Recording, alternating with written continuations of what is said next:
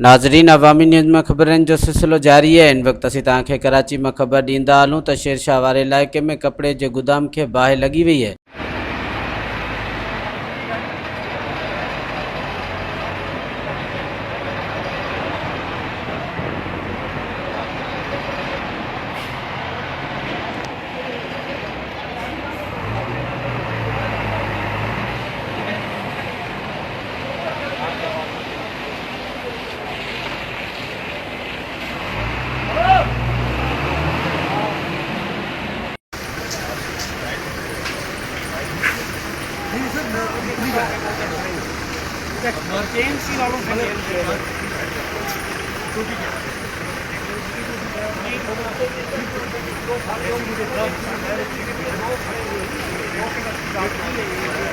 मज़ीद खबरों और तफसीलात के लिए विज़िट करें हमारी वेबसाइट www.awamiNewsHD.com।